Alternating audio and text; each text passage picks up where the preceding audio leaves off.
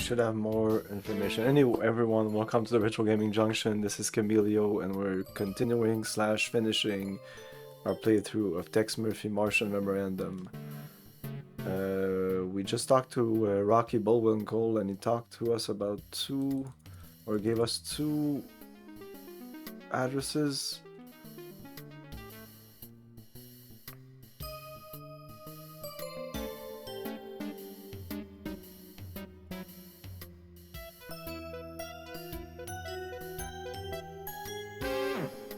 This? I'm not sure. The address for Michelle Bloodworth resembles a rusty steel box more than anything else. There is a small porch, and on its lonely wooden rocker, a rap on the corroded metal door. A blowsy woman blowing her nose passes the window and opens the door. Her face is gray and puffy, her eyes are bloodshot, tired and suspicious. It's obvious she's upset. She opens her mouth and reveals rotting yellow teeth. What can I do for you? She says. I'm a detective. I'd like some information. Michelle Bloodworth immediately begins to sob. I'm so worried about Nathan. I know he's in serious trouble. What can I do for you? Nathan told me he was going to kill Marshall Alexander because someone had convinced him that Marshall Alexander was Collier Stanton. Nathan's father, Robert, was the leader of the colonists that were massacred by Stanton so he could get his hands on the Oracle Stone. That company is funded on innocent blood of hundreds of men, women, and children. Collier Stanton and Marshall Alexander are the same person.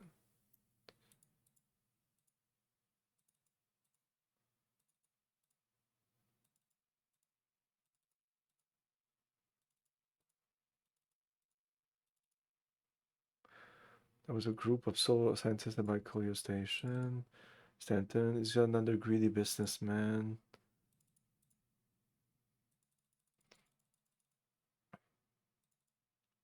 Nathan told me that Alexander's daughter was being tricked into stealing the stone from her father.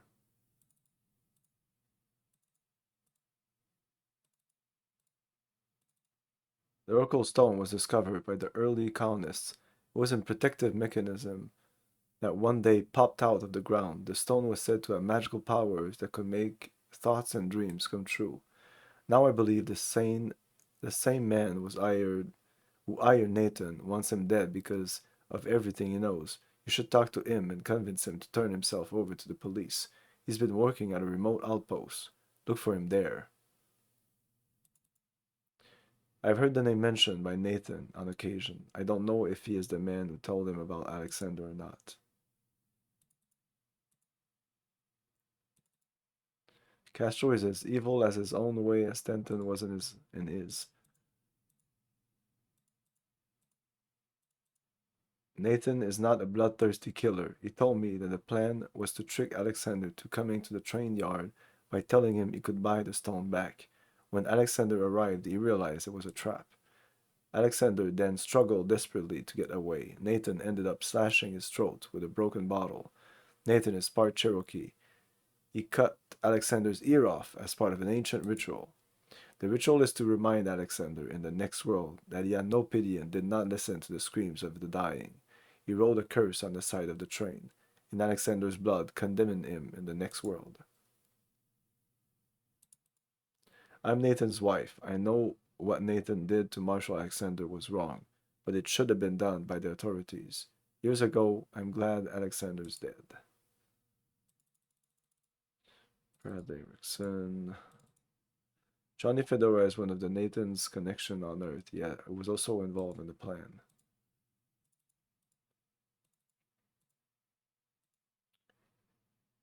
Okay.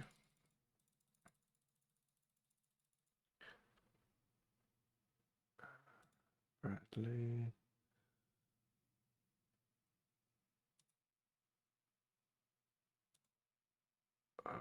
Let's talk about Bloodworth.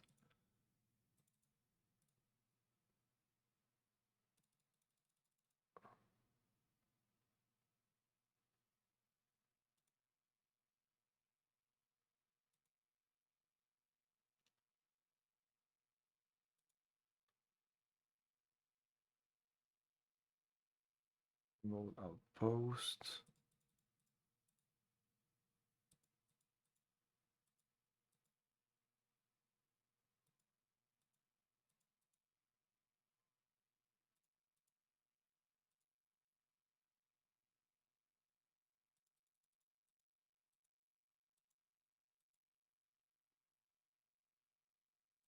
Okay, let's go to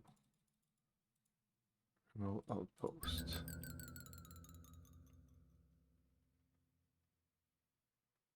Michelle Bloodworth told me that Nathan has a small mining operation near the Marinis Valley. I enter a small dome at the bottom of a deep canyon. Something is seriously wrong.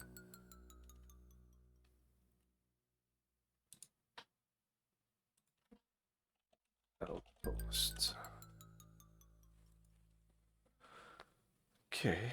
Okay, we're here. What's this? Tools. You see a standard miner's tool, craftsman, shovel, pick, move, get. Take the tools. The door. Open. You see a military type rebreather designed to... Okay.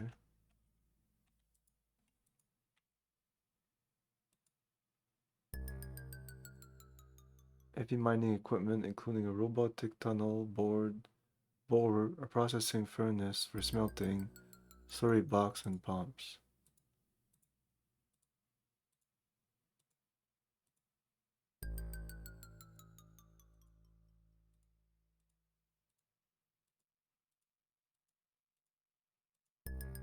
Heavy gear door made of steel bars. You look at the box and realize it's an ancient wood and brass military footlocker. A solid steel I-beam has fallen across the body of an old man. The bloody and broken remains of miner Nathan Bloodworth lie crushed on the hard cold ground. He mouths the words "Help! Help! Help!" over, but no sound comes out. His lungs are punctuated by his own broken ribs. Let's try to talk to him. Don't remove the thing yet. A trap. Okay. Let's get this. Move this. You heave the pipe aside.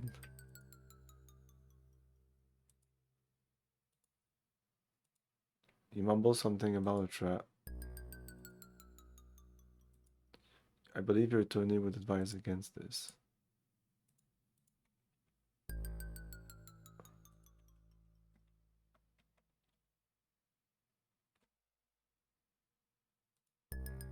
Maybe the rebreather?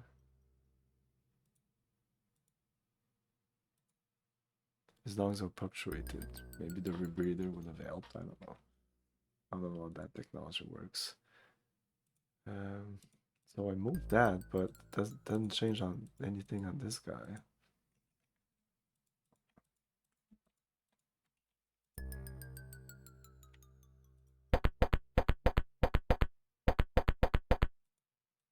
Yeah, let me pass this. You look at the box and realize it's an ancient wood and brass military footlocker. Martian interlock access card. You take the card and all hell breaks loose.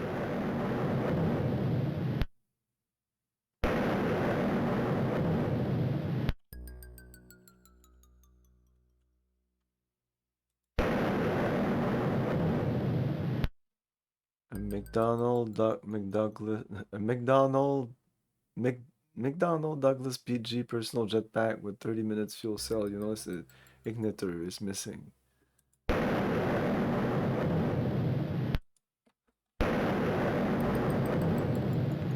It's probably timed. You take the jetpack and notice there's no igniter. You die in the fury explosion.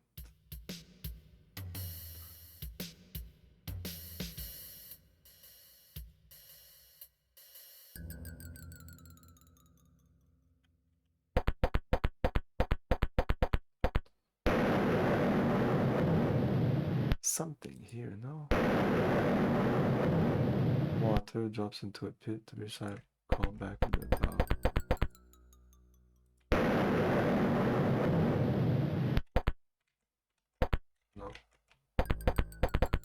thought I could just maybe go down there. Go to.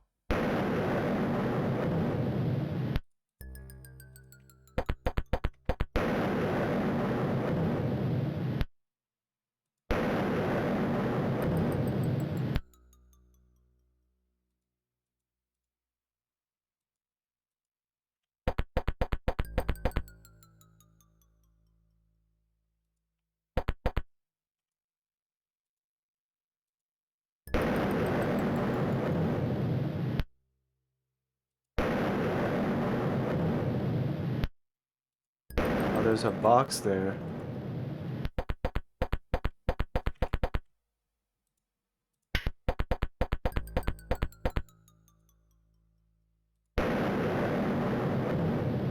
What's in the box?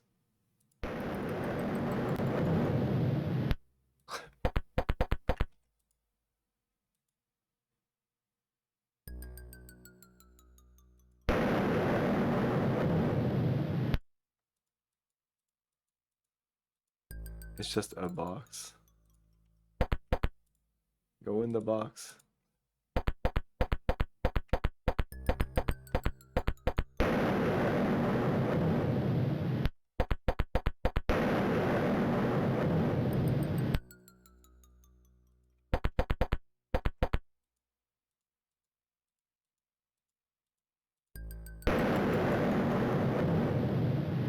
I can't travel.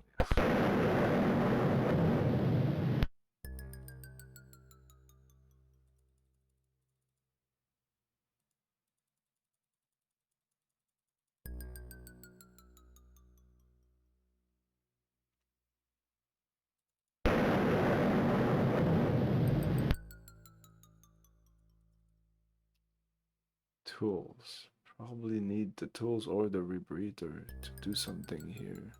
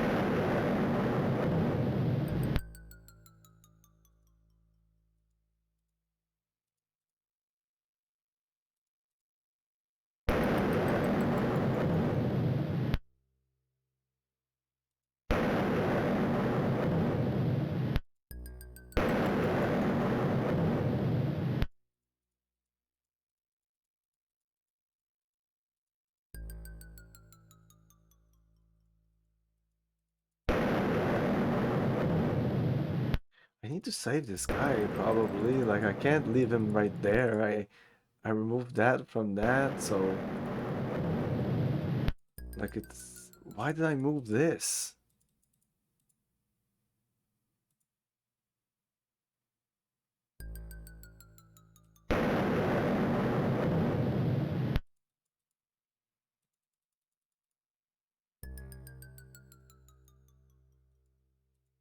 Is this a magical amulet?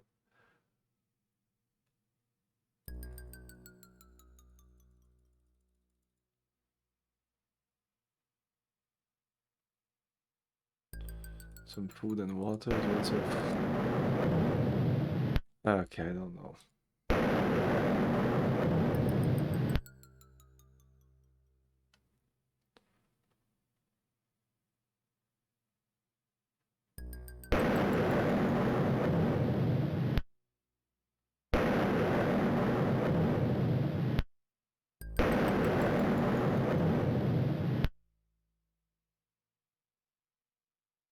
I knew... Okay, but... Apparently I need to just pick up this and use it on this. But as soon as I get this, the game explodes. Talk to Nathan, get in about trapped, open the shed door, take the rebreather, pick the tools, open metal box, take the card, and that's it, and we're done.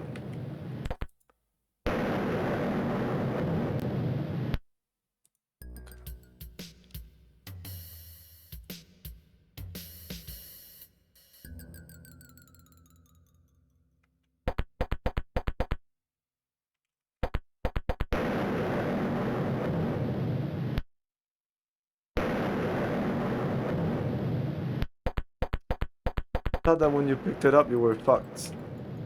I did get the key, the card in there. I think so.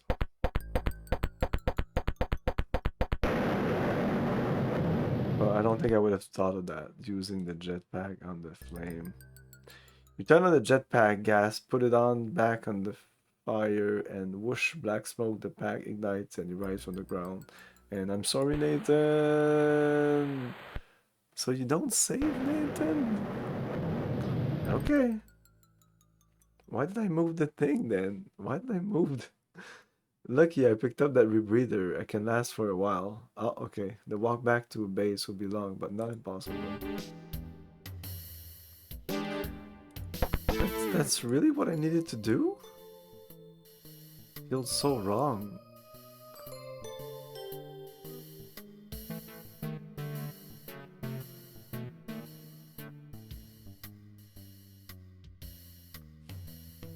I guess. Okay.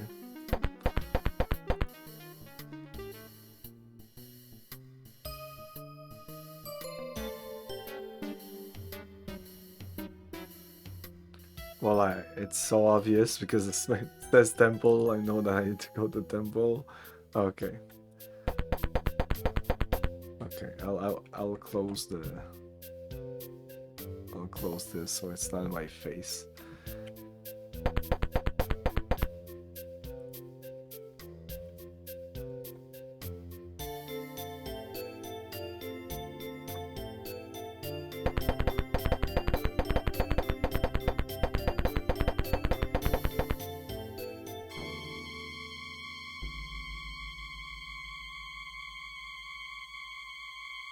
The heavy set man is prodding the priest and yelling, "Tell me where it is or die!" The bad guy is armed to the hilt with a very expensive laser weapon. The priestess appears to be tied to the pillar and is being prodded by a nasty fellow. Talk?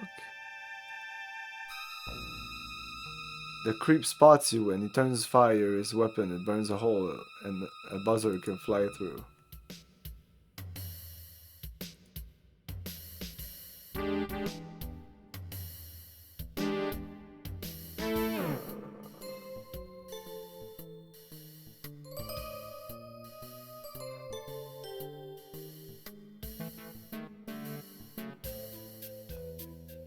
Yeah, I know this is good.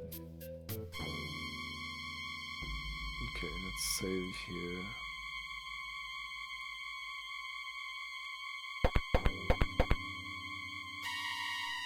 Highly polished mirror made of Martian crystal. In Martian folklore, each column stands for a sin. No, not the column. Extinguisher. Large metal pole with cup on the end used to put on the large torches around the temple.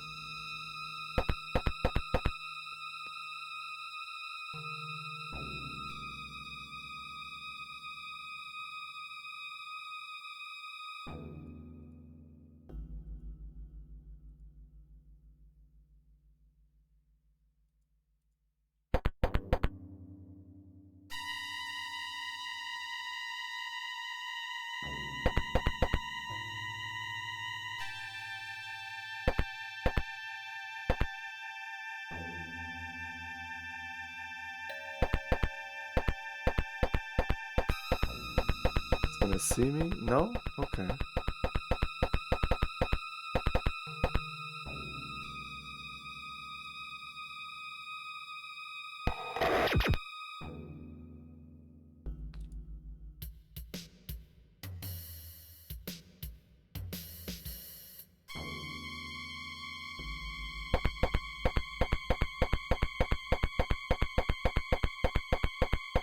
Let's move this.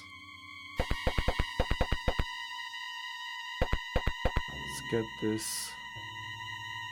What? Move this. Extinguisher falls, landing with almost deafening ring. Oh, and because of the mirror he dies. That was totally excellent. No, that was totally intentional.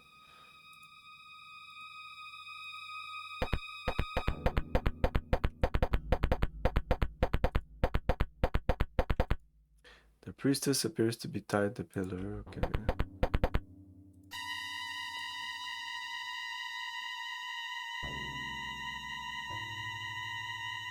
Talk. Deacon Ock may have been a high priestess, but she looks more like a goddess. In her late 20s, she's tall, almost 6 feet. Her hair is very white and as thick as rope. It trails down her shoulders and back. Her sensuality is so intense I can practically feel her heart beating from where I am. She's clad in a shimmering red ceremonial gown, a striking contrast against her unblemished skin. Like fine porcelain, her skin reflects the light, making her almost luminous. Her red lips are very full, and her azure blue eyes glisten, and through them, to the very depth of her, I see a fire smoldering, smoky, and hot. The light has returned. Now I must The give you light the. has returned. Now I must give the knowledge ye seek. Let's go. Marshall Alexander, or Collier Stanton, was a brilliant scientist. His lust for the power of the stone, however, drove him to commit genocide. Absolute power has that effect on people. Alexander was a highly intelligent man who learned to use the stone at an extremely limited level. Even at that level, look at all he accomplished. Acomini has done much to damage the world. He massacred all the colonists who had established a home in the Martian ruins at Valley Marinaris. He escaped to Earth and reappeared a few years later as Marshal Alexander.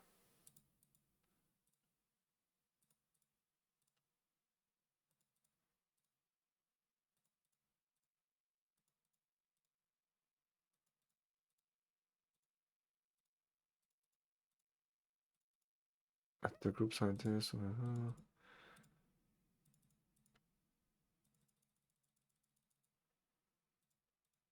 he attempted to contact me in regards to the stone, but was killed before I could get him back to him. Marshal Alexander's daughter arrived a short time ago.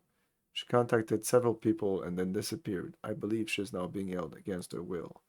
One person I know may help you locate Alexei. His name is Cooper Bradbury.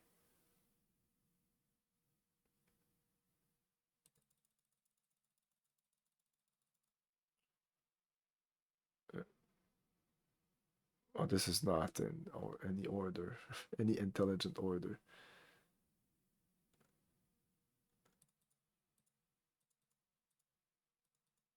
The stone is the last remaining gift of a mighty and noble race, which was destroyed by an astronomical, astronomical.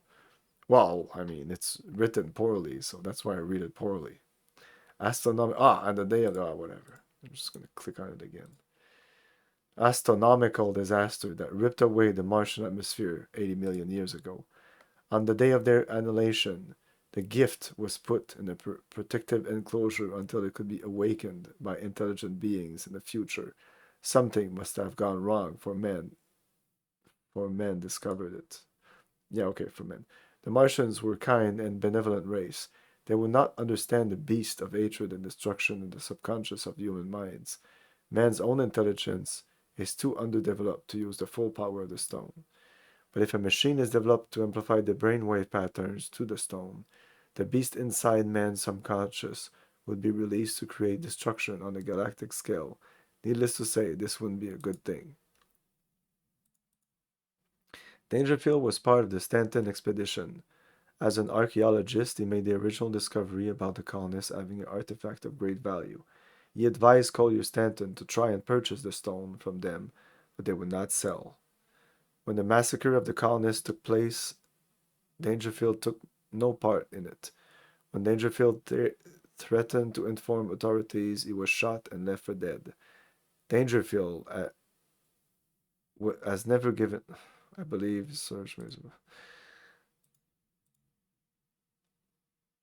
never given up his search for the stone and for Collier Stanton. I believe the search has made him unbalanced, however.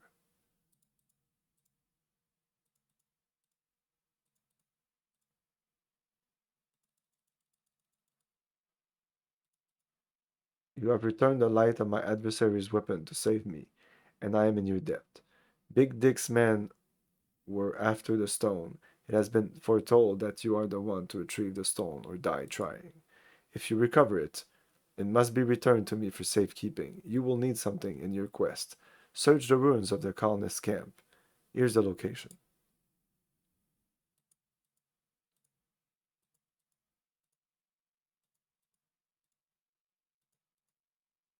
Bradbury is the leader of the mutant faction on Mars.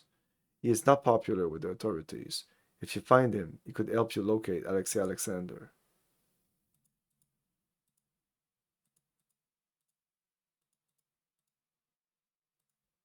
I had a vision of you and your wonderful abilities. I did think you'd be taller, though. You will need something in your quest. Search the colonist camp. Here's the address. Okay. You can offer her stuff. No, not even. Okay.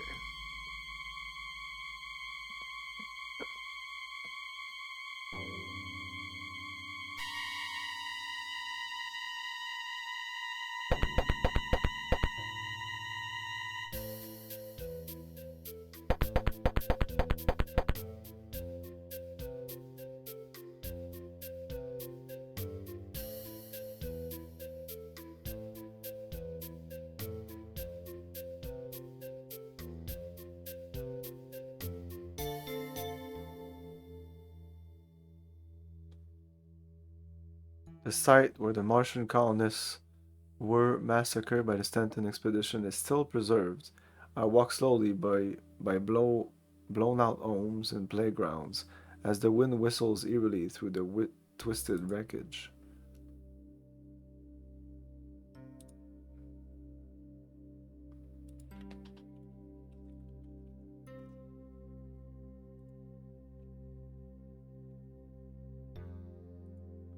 The child sandbox.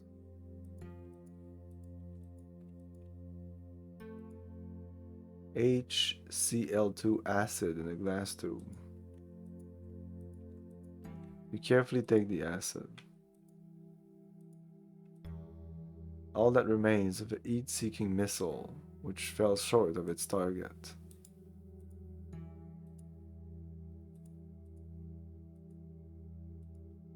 A monument to the original Martian settlers. It reads, "Here, 228 souls made a final stand against an overwhelming force. With just a few weapons, the settlers defended their ground. This monument is dedicated to their brave souls and spirits." A Martian geodesic dome made of wound graphite fibers. The dome was blast and burn damage from fragmentation bombs and machine fire.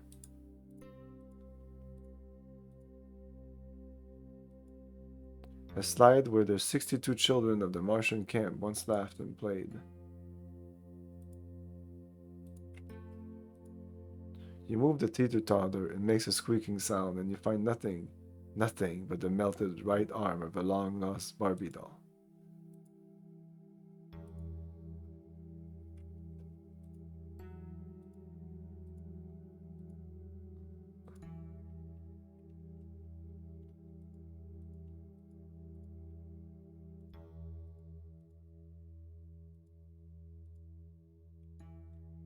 Okay, if I move, the screen will move. Okay. There wasn't much there.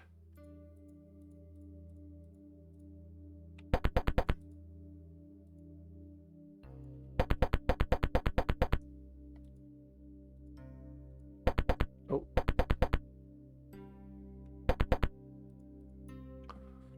This though. That's it. An electrosonic fusion-powered tuning fork designed to fracture bulletproof glass.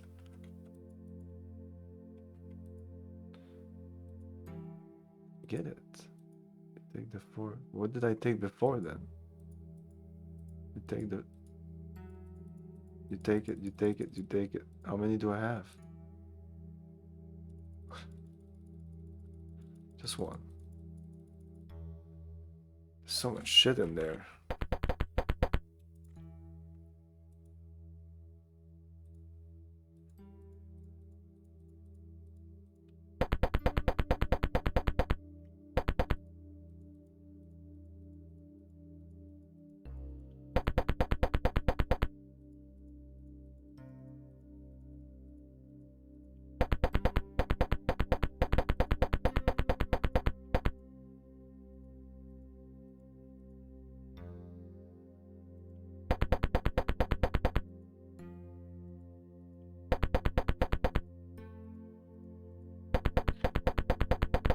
Was this just for that?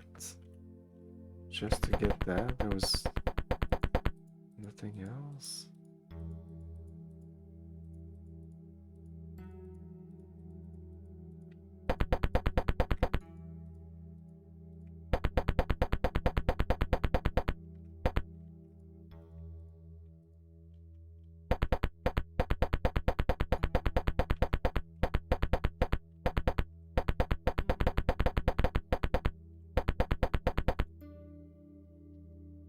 Okay, so Red Logan, no. Smuggler's Base, no. Casino, yes, but I don't see any reason to go there. Power plant.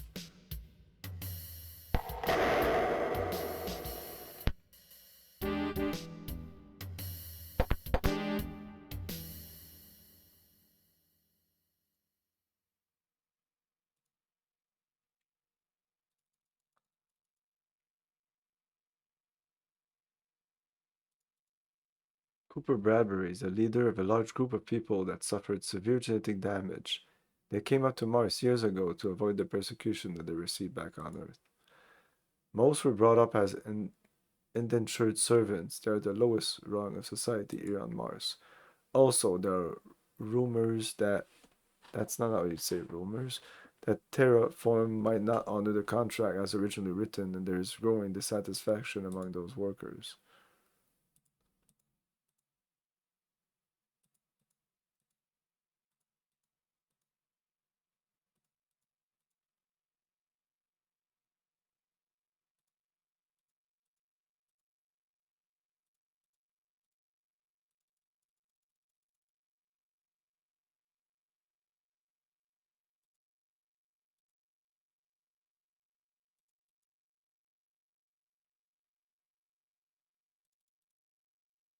The rest is old stuff.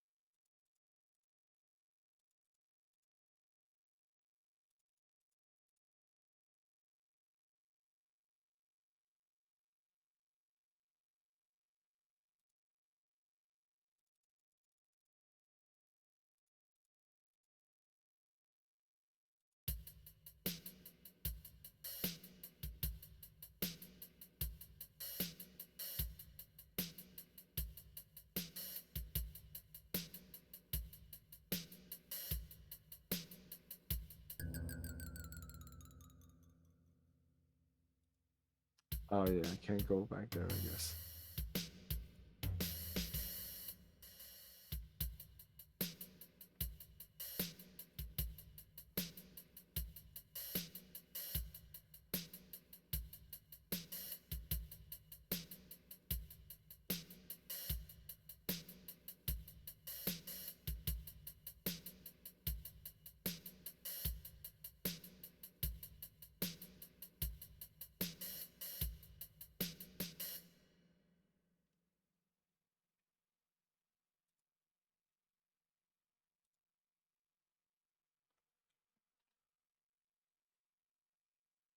Yeah, I'm kind of like I don't I kind of lost the plot a little bit.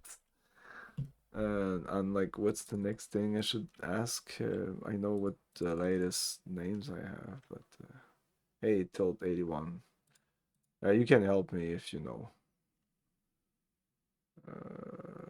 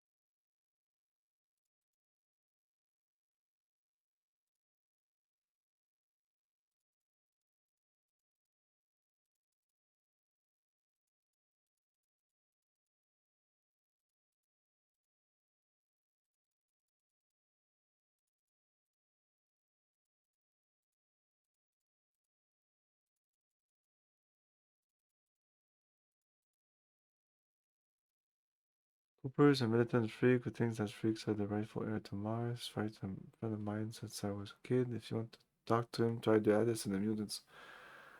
Okay. There we go. Cooper Bradbury. Let's maybe stop here and save. Coop. I picked up a bunch of items, like the tools and the rebreather. I have no idea what to do with these things. Will they all be used in the final super puzzle? I hope not. I prefer when the things are used like in the same place. Uh, Cooper, let's go. Bradley Erickson had given me a hot tip on the whereabouts of Cooper Bradbury. Brad had told me about an alley in Freaktown near the radioactive slag heap. Stepping from behind a street lamp, Bradbury is the king of freaks. Radiation had done its job on this guy. His huge concave forehead is covered with the green fungus that grows from the thousands of tiny holes that were left in his head after his air dropped out. His nose is like a sow's. You could stare straight into his head through it. His eyes are wide and set and mongoloid in appearance. His teeth would look good on a 12-year-old horse if he hadn't been missing the front two. Jesus Christ, what can I do for you?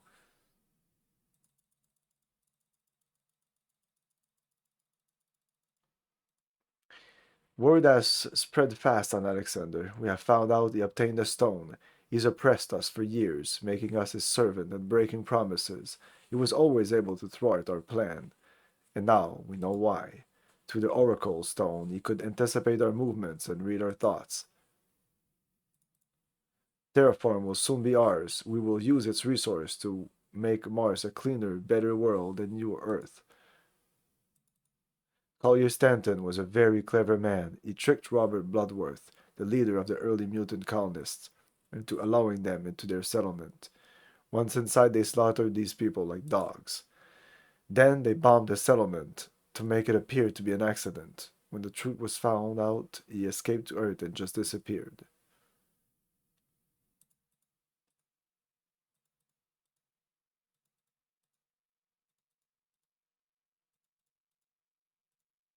As far as I'm concerned, he sold out to people like you.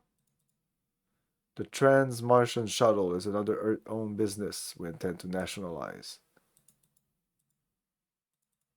Stanton Expedition was a scientific group that came to study the Martian ruins discovered in 2015. The leader was a man named Collier Stanton.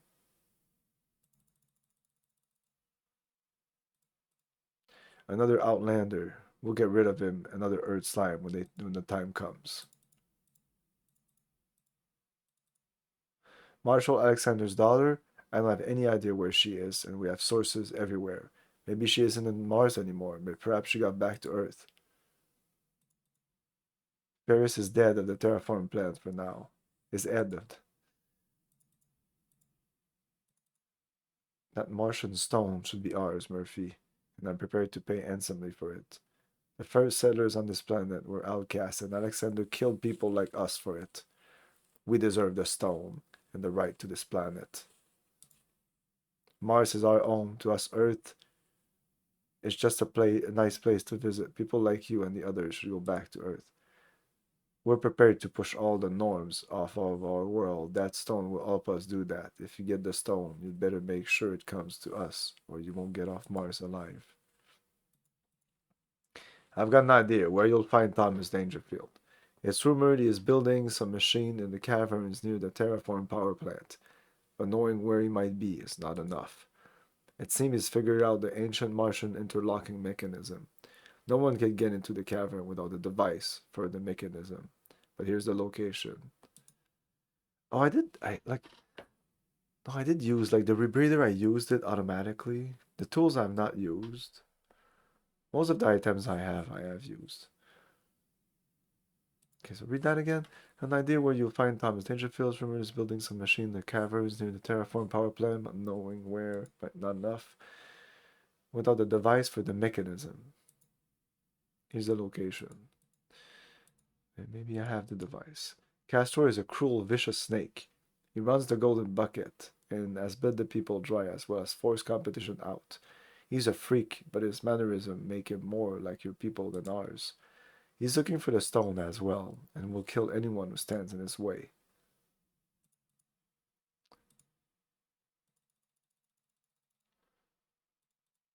She may be the only truly decent person on this planet. Deacon Ock heads a cult that worship the peaceful ways of the long-dead ancient Martian culture. That may be the way of the future, but first, there must be a violent revolution. It must be violent.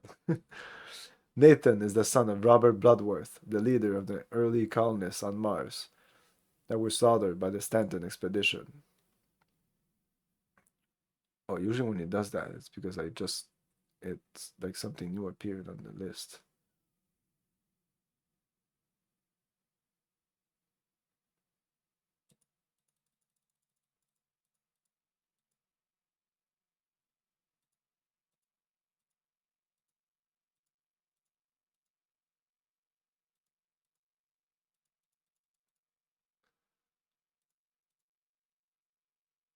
Nathan is the son of Robert Bloodworth, the leader of the early colonists.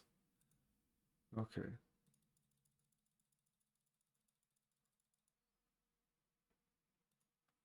Michelle is the wife of Nathan.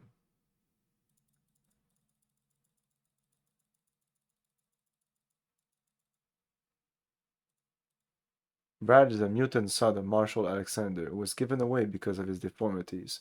When we take over Terraform on Mars, we will take his rightful place at the head of that company on this planet. I lead the rightful heirs to this planet. Mutants were the first settlers of this world. Now we intend to take the planet back from Outlanders. You have no right to be here.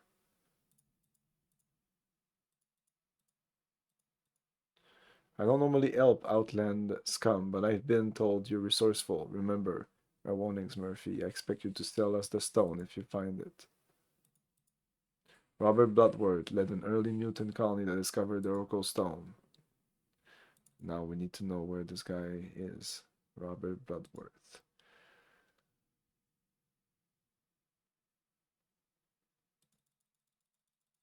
Let's go ask you.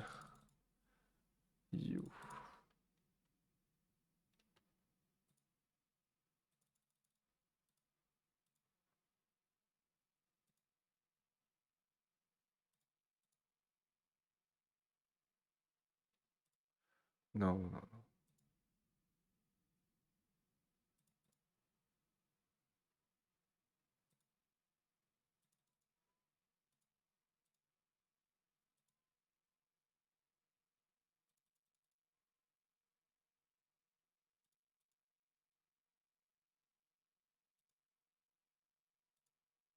Robert was a good man, but far too trusting. When the station expedition first approached a colonist about buying the stone, he refused any offer. I actually did IT work for Access Software right before they sold it. Really? When the Stanton expedition asked if they could study it for scientific purposes, he agreed and allowed them into their camp. Stanton and his party then shot something. Did what did you work on? I mean, not a game. Or I don't know. I don't know. What did like what was in the period at that point?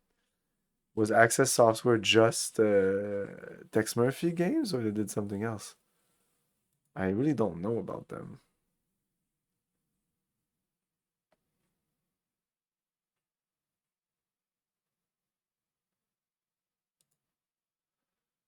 Okay, so she didn't give us any address, right?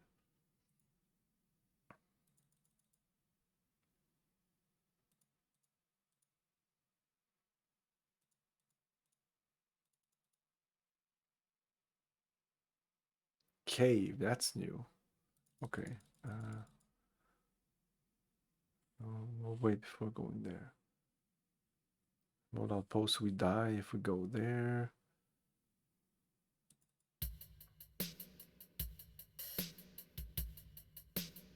Links. The golf game? Yeah, Microsoft didn't give a shit about Tex Murphy.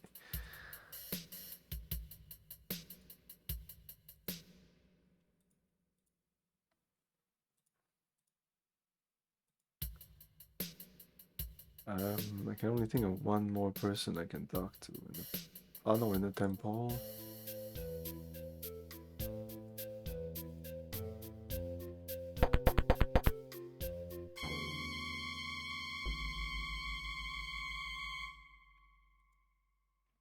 The light has returned. Now I must give the knowledge you seek. No.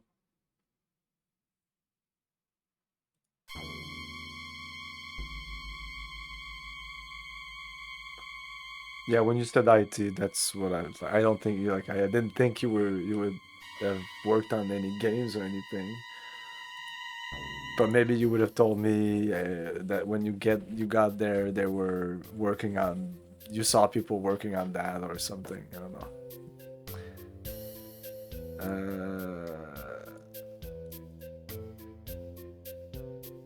No travel. So let's go that cave.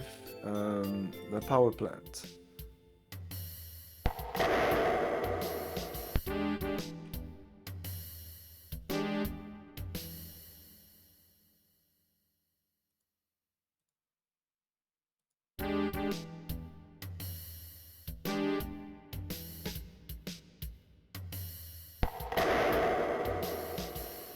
To cave.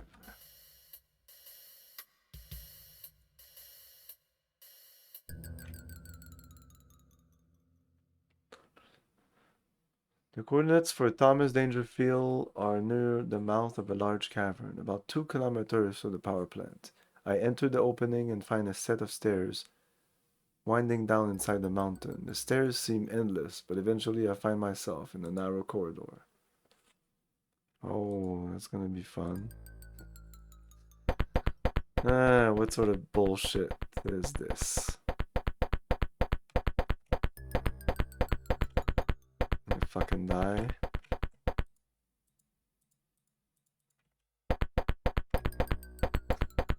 I don't trust this. What is this?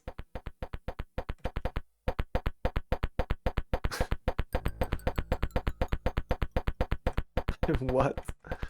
It was nothing. It's just walking. Just a waste of time. That's great.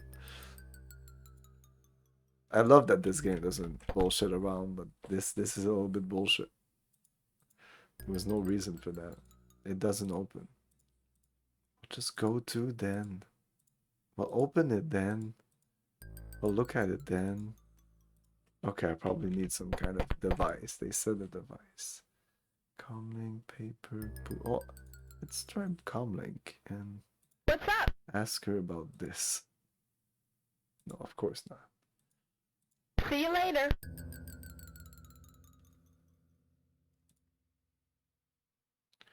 Keys? Remote control? Door card key? Interlock key. What the fuck is this? A solid metal alloy door.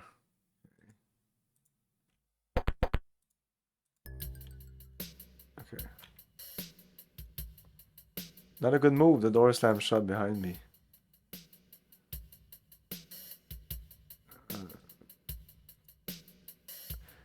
Daughter. The young, voluptuous, strikingly beautiful daughter of Marshal Alexander.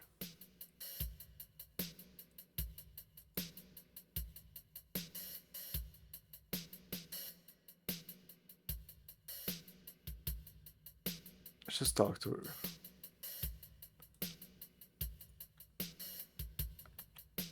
Alexi, that's her name.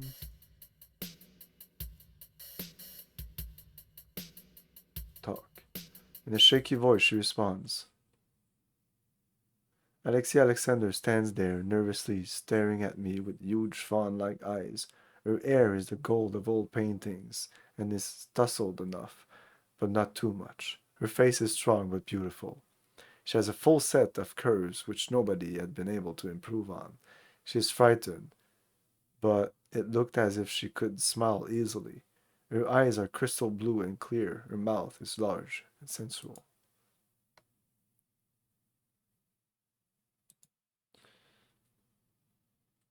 Robert. No? Alright, let's do all of it. Text. Have you got a plan to get us out, or did you just stumble in? A little bit of both. Fedora found out that my father's real name was Stanton. When Fedora tried to blackmail him, my father had him killed. My stepbrother, Bradley, has been horribly disfigured through exposure to genetically mutated material. I overaired Dangerfield making plans to get rid of me.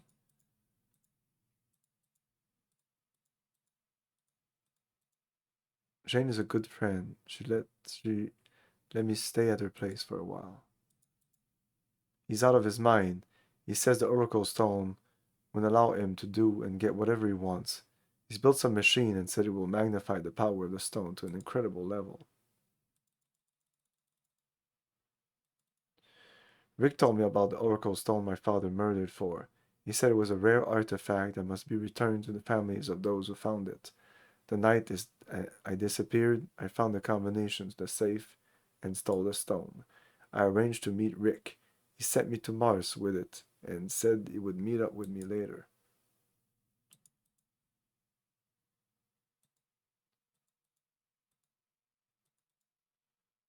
I had no idea stealing the stone from my father would cause such a mess.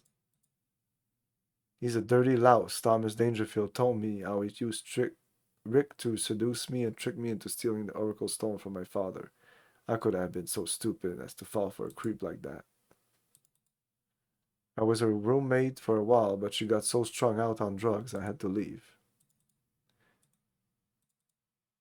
The Stanton expedition came to this planet to do a feasibility study for mining the pure silicon on the planet. My father was the leader. He found out about the stone and devised a plan to get the stone away from the colonists.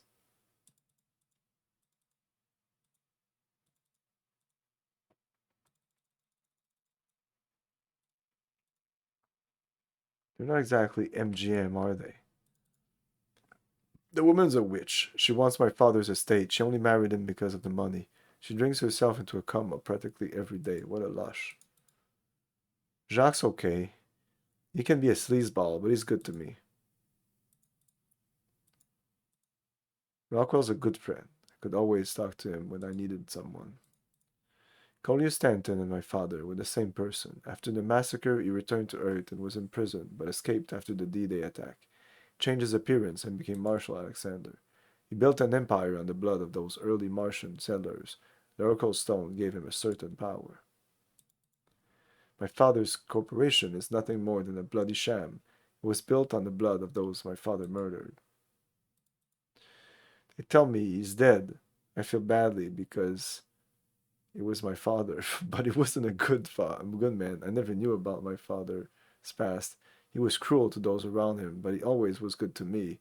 Then I found out that his real name was Stanton, the man who massacred the colony. I wanted to hurt him. I knew stealing the stone would get back at him. And that's it. I'm not sure what to do at this point here.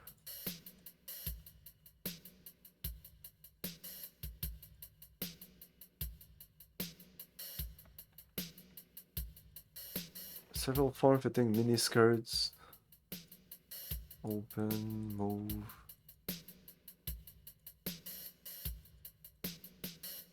There's a door there, right?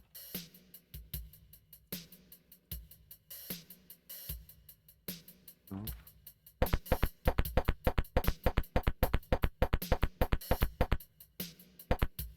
Must be a reason to do that.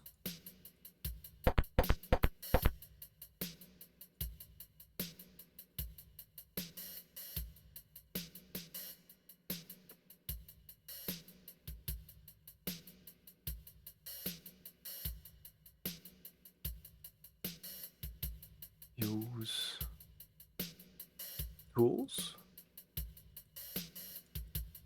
But I can't even click on, what is this? Rod. Move the rod. Get the rod.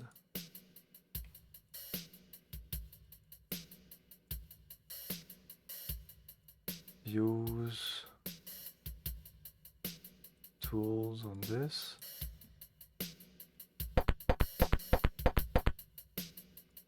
A large cement patch has been towed.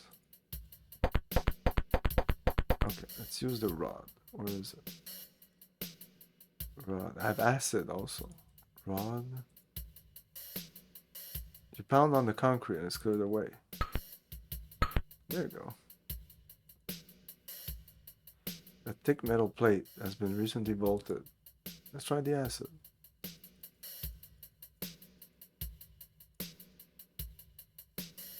You pour the acid and watch as it eats a hole through the metal. Too easy.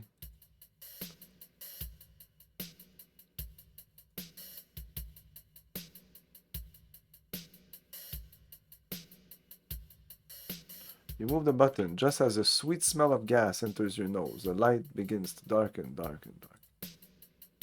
Oh, shit. This might not be game over. When Alexei and I come to, we found ourselves in a small chamber surrounded by a mesh force field. I can stick my fingers through the mesh. That's about it. A deranged old man comes out of a booth. He walks up to us looking like the cat who swallowed the canary.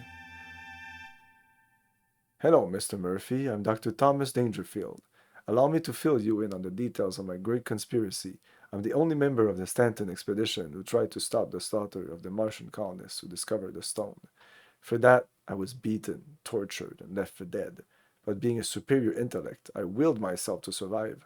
I spent the next 20 years searching for Collier Stanton. 8 years ago, I saw a photo of Marshall Alexander. The eyes were what I recognized. I realized that Stanton had not died in the D-Day attack, and had transformed himself to Marshall Alexander. Many times and in many ways I tried to get at that fiend, but his security was too tight, too good. But at long last, I devised a plan of genius worthy of my revenge. I hired Rick Logan to seduce Alexander's daughter Alexei and convince her to steal the Oracle Stone. Using Johnny, Fedora, and Nathan Bloodworth, I lured Alexander out of his protective web by offering that pathetic fool the hope of getting back the stone. Bloodworth executed Stanton, and with his debt finally paid, I went for the stone. The fool, Rick Logan, tried to double-cross me and market the stone himself. I left him and his ambition hanging. I found Alexei and the stone on Mars and had them brought to me. Having studied ancient Martian culture for years, I was prepared to interpret the stone. I did so completely. The stone had been developed by an ancient and highly sophisticated civilization. The stone acts as a conductor between the solid matter and the electromagnetic impulse of the brain. Truly, a stone to make dreams come true. It provided that substance or matter for the impulse provided by the brain. Martians created the stone to free themselves from the rigors of technology and labor. Unhappily, humans have only been able to generate enough cerebral energy to make the stone operate on only negligible or dangerous levels, something like a Neanderthal using with a laser computer. Preparing myself for the eventual possession of the stone, I constructed a machine to magnify the impulses of my already advanced brain. Imagine the changes that would be wrought with the stone in my machine. Think big, Mr. Murphy. Do not be constrained by the practical. The practical is the refuge of the mediocre. Mr. Murphy, have you ever desired to be God, to create worlds, to experience utter domination? Would you like to be able to control the destinies of people, planets, even universes? Mr. Murphy, you're about to witness supreme, omnipotent, absolute power. Just let me save here. End. I don't know if this is the end, but let's save here.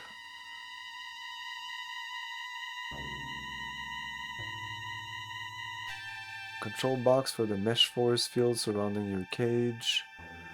It appears to be the control panel and the nuclear generator, and it used to increase the signal power of the brain to the Oracle Stone.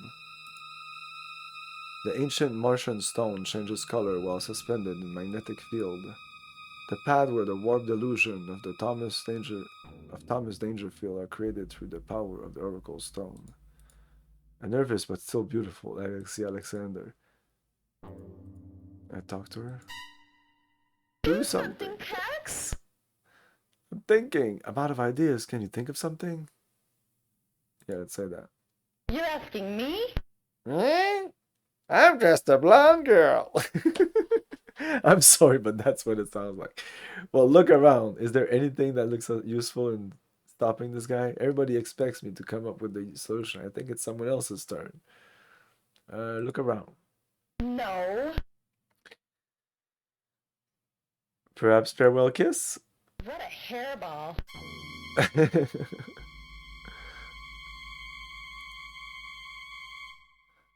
Do something, Tex. I'm thinking. Well, think faster. Try distracting him. I'll try. Okay.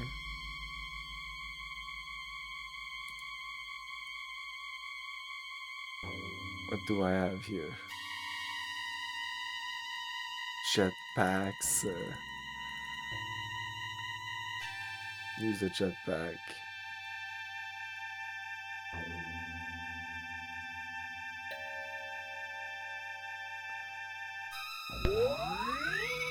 What's this?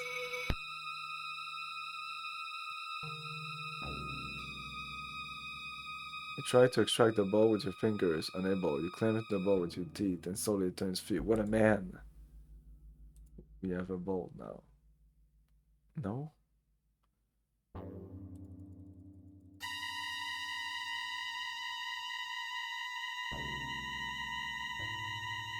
Why would I want use the bolt on the chamber? Can I open the chamber now? Now that the bolt is not there?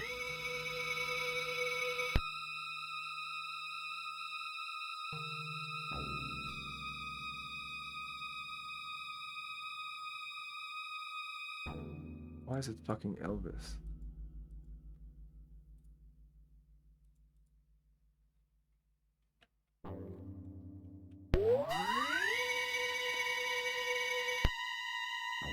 Oh, what about that thing that could...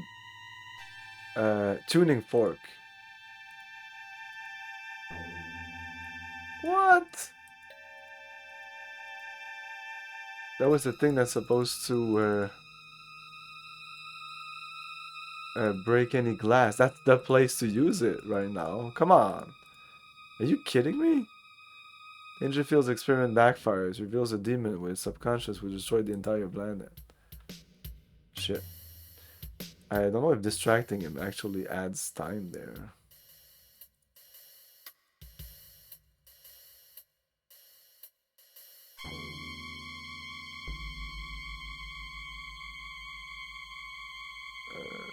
Use...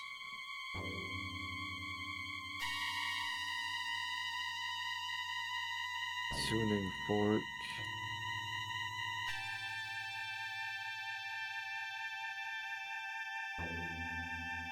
No. I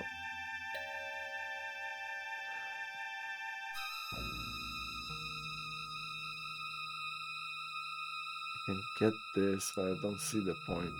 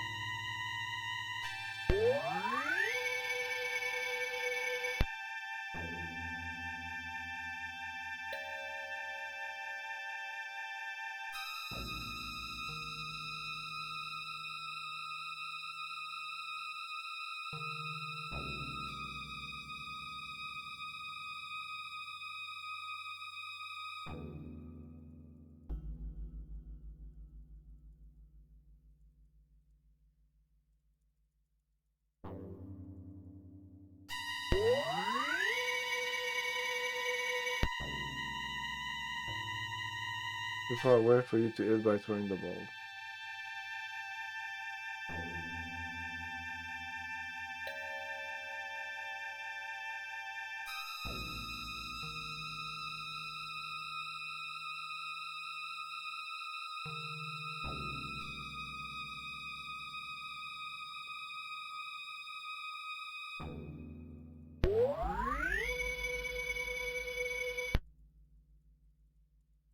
never did use that tuning fork. And we're game over. So, distracting him, does that really add some time? Doesn't look like it.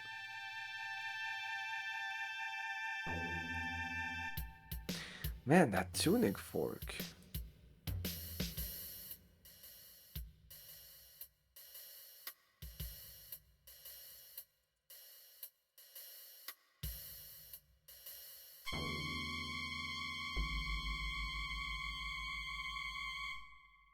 Do something, Tex! I'm thinking. Well, think faster! Distracting him. I'll try.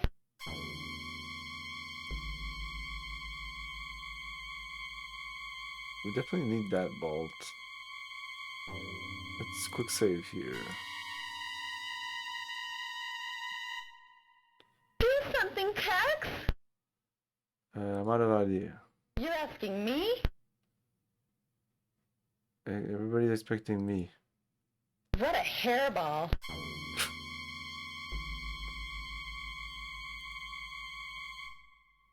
Do something, Tex! I'm out of idea. You're asking me? Well, look around. No. Well, I guess we're fucked. What a hairball.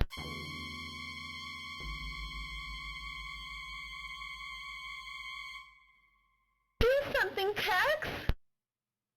I'm thinking. Well, think faster! Well, that's it. That's all we can do with her. I'll try. Not that many options. It seems I need to throw something there because when I use the bolt on it, it kind of says something about too far away for you to hit with the throwing the bolts. So, but amulet, no. Glasses, film, of course not. Memorandum, letter, of course not. Hoverboard, no. Allen wrench. I'm sure that it's something to do with the tuning fork, and then I throw the bolt. But I don't know what to do with the tuning fork. I use it on the chamber, doesn't work. I use it on her, doesn't work. There's no other things here. There's this coil here. There's the stone itself. There's a control panel, and that's it. I think that's it. The door. Of course, I can't open the door there. I can't move. I can't use an item on an item. I tried the jetpack.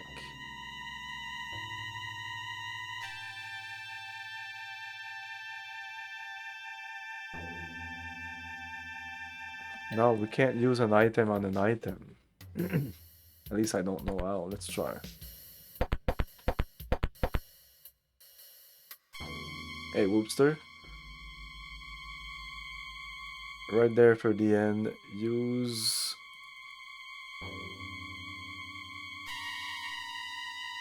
bolt. And then what do? I click on use again? That's the problem. No.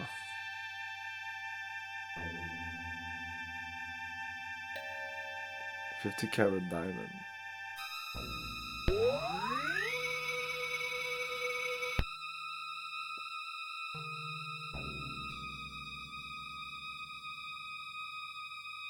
I didn't really see that thing there. Let's try to click on it. Of course it doesn't work.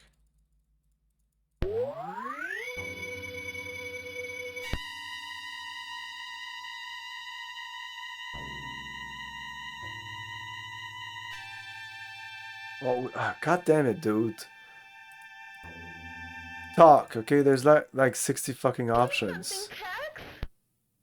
Offer. I can't offer anything. Ask about. I can't ask about. So, I'm thinking. Think faster. Try distracting him. I'll try. That's it. She's distracting him. So that's done. That's already done. If you tell me there's something else, I'm going to prove to you that there's nothing else. One, I'm thinking. Think faster. I'm afraid we're doomed. Well, some hero you are. Come on back! I clicked on the Doom thing before. What the fuck? I'm 100% sure I did that. I'm 100% sure I did it. Whatever. Yes, I do.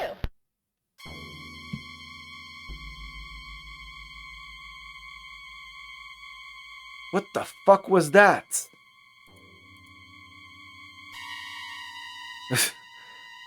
Unless my mouse wasn't exactly on the button or some shit. Do we continue talking to her? What's happening? Oh, bra. Okay, get the bra. You gingerly take the jumbo bra. Okay, now we use the bra to slingshot the bolt. Maybe just use the bolt on the thing. You place the bolt in the bra, pull it back, take aim, and let it fly. The bolt strikes the lever controlling the cage and shuts it off. Now we save again. Now we can move. Well, let's open the door. Nope. Let's move these things. Nope. Let's get this. I can't take that. The tuning fork.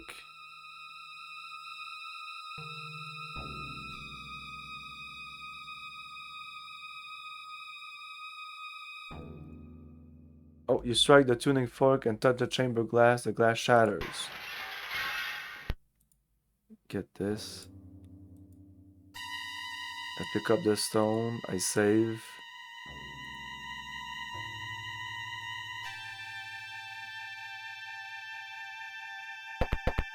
And I'm off. Bye-bye. You grab Alexi.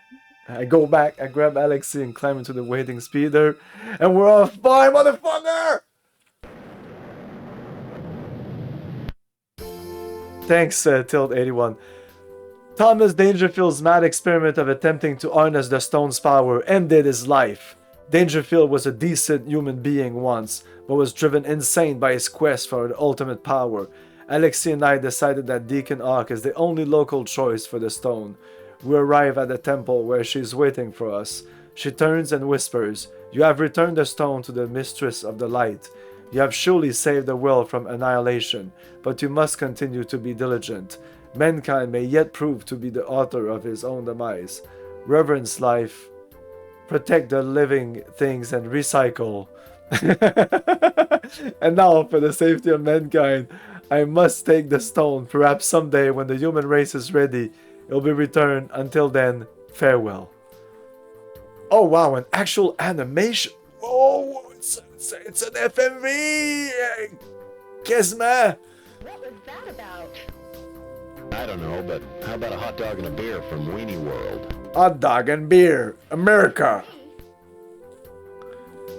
The end, that's it. Wow, that was a quick end. It's like boom, between the last click I did and the end, that was fucking quick. Oh well, that's pretty much the case with most point-and-click adventure game, I have to say, when I think about it. Because the whole game is a cut scene, or like, you know, it's just interaction. So if it's a good game, it should be half an hour of things that's automatically done in front of you at the end. You do it yourself. You do the end yourself. The end, we're done. Tex Murphy, Martian Memorandum, done. The next game in the Tex Murphy is Under a Killing Moon. We will not jump into Under a Killing Moon here at the Retro Gaming Junction. We never jump directly into a sequel unless the games are super fucking short. So in between those two games, we will be playing Little Big Adventure, or some called in the US back then at least Relentless Twin Ends Adventure, something like that. One of my favorites. The Under a Killing Moon or A Little Big Adventure. So Little Big Adventure, I played that game a shit ton. Can't remember if I finished it or not. I'm feeling that I've not finished it. But I remember playing the demo. And then I remember playing a cracked version that had no cutscene. And probably halfway through the game, I was like, no, I should play the full game. Just play the real game. I bought it on GOG a while back. Yeah, so yeah, Under a Killing Moon is amazing. It's probably the best of the series of Tex Murphy games. But we will be playing all the Tex Murphy games, even the very, very recent one. And I'm gonna play it in the retro slot, even though it's not really very retro. But it's what's one of those few retro series that actually like through the test of time, you know. Tex Murphy won Main Street from 1989, and Tesla Effect, I think it's 2012. There's something on those lines, maybe 14 max. That's crazy. So we will be playing Under a Killing Moon, which I think is 1992, 93. Then it's gonna be over Pandora Tomorrow, which is probably 96 maybe, and then Overseer, which I think is 99, and then there's a big gap, but not that big when you think about it. Tesla Effect, which came out about 10 years after that. Well, 10, 15 years after that. And there was supposed to be another one. Another game. What time is it? 9:43. Yeah, I think that will be it. I could play a little bit of Shadowrun. Let's see how much of Shadowrun is left. So let me give you a little rundown of like a review of this game, because I kind of skimmed through it. But this is a good game.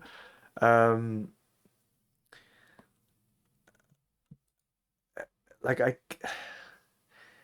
is it better than Mean Streets? Mean Streets has its own problem, but I like the story of Mean Street better, even though this one is a little more like complicated. There's more like people that try to do stuff that were not necessarily part of the big plot. I guess the writing here is better. There's just something about Mean Street that there's something about it. It's buggy Shadowrun. Yes, fucking Shadow. Were you there when? My God, it was. Had some trouble.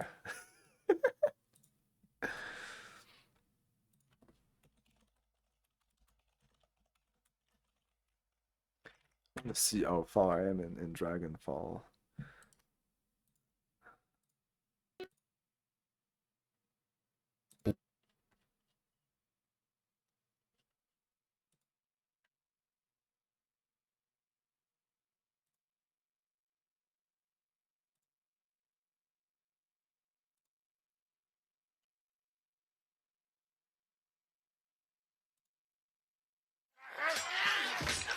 Oh, Wearing Stone. I was wondering if I would continue streaming. I guess we'll continue streaming. We'll play some Shadowrun. I don't know if that's your.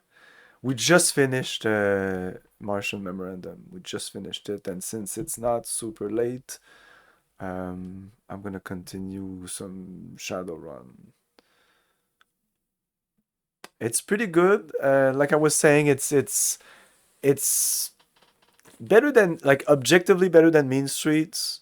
I prefer Mean Streets, but in the grand scheme of all the Tex Murphy game, it's definitely not up there because the three FMV games are really, really good. Under a Killing Moon is a classic. Most people really like that one. But I remember liking Pandora Tomorrow, I think it's called, and Overseer, Project Overseer. Project Overseer is a remake of Mean Street. And it's really good. And Tesla Effect also is amazing, the more recent one.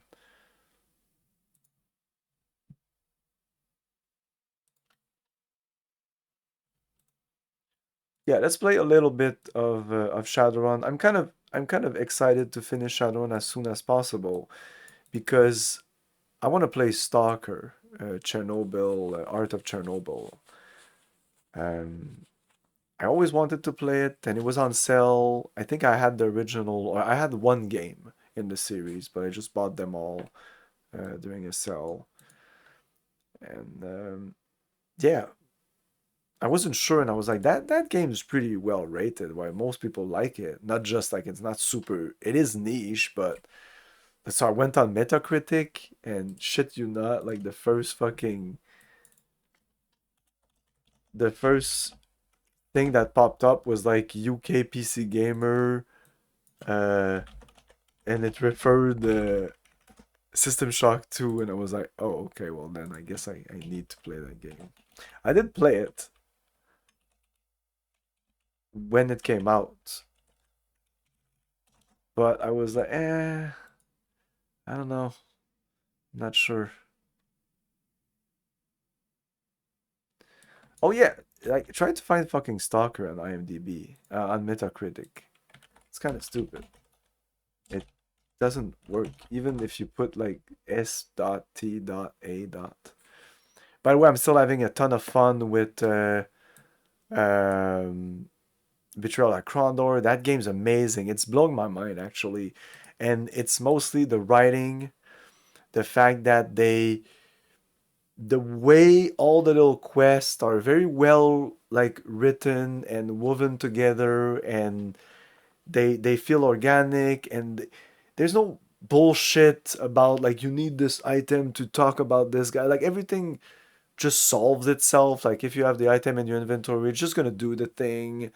Um, it's really nice. Like it's a no bullshit RPG. Fuck you, Dick Garriott with your fucking Ultima.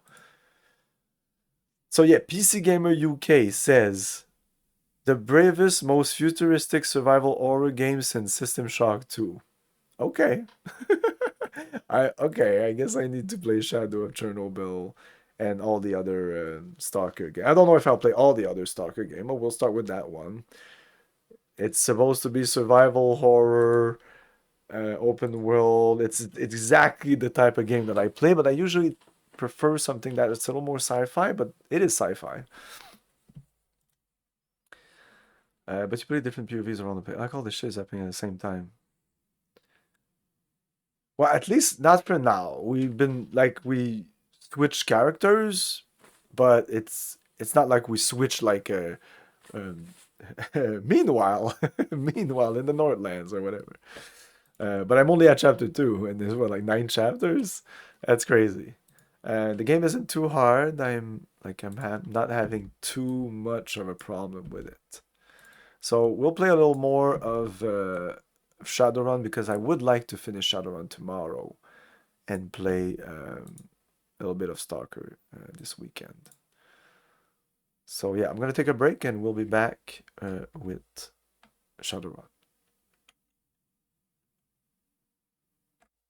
I'm still at the end of the game on my run. Ah, fuck, you stopped and then how can you come back? It's over. You'll never come back. At least I would never come. I tried that once and I was like, whoops, I'll never do it. Like, I knew this would happen, and I did it anyway, so I'm never gonna do it again. Okay, we'll be back.